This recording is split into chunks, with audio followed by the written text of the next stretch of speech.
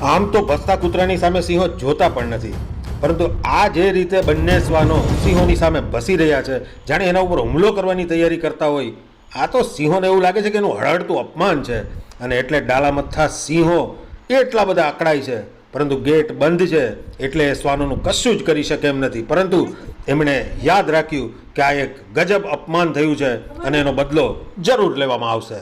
11મી ઓગસ્ટે અપમાનનો કડવો ઘૂંટડો ગળી અને બંને સિંહો જતા તો રહ્યા, પરંતુ 40 દિવસ બાદ 20મી સપ્ટેમ્બરે બંને સિંહો પરત આવે છે. એમને સરનામું પણ બરાબર યાદ છે, સાવરકુંડલાની થોરડીની ગૌશાળા. અને એમને દેખાય છે એ જ બંને શ્વાનો કે જેણે એમની સામે ભસી અને એમનું અપમાન કર્યું હતું. પરંતુ ગેટ તો આજે પણ બંધ હતો.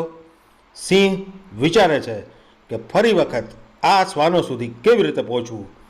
રાતનો સમય છે અને એક સિંહ પાછું વળી જાય છે. એમને લાગે છે કે ગૌશાળામાં એન્ટ્રી મળી શકે એમ નથી.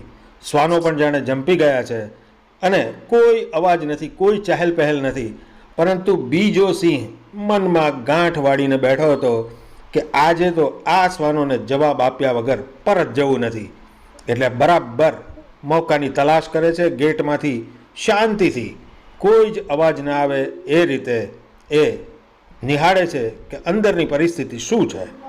40 દિવસ પહેલાં આ જ સ્થળે બે શ્વાનોએ કરેલા અપમાનને આ સિંહ ભૂલ્યો નથી અને આ વખતે એ અંદર જવાનો રસ્તો શોધી લે છે.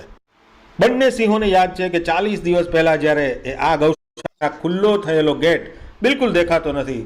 અન્યથા આ શ્વાનો ગેટની અંદર હતા અને સિંહો બહાર હતા એટલે સલામત હતા. પરંતુ સિંહોએ સીમા ઓળંગી દીધી અને એક વખત અંદર ઘૂસી ગયા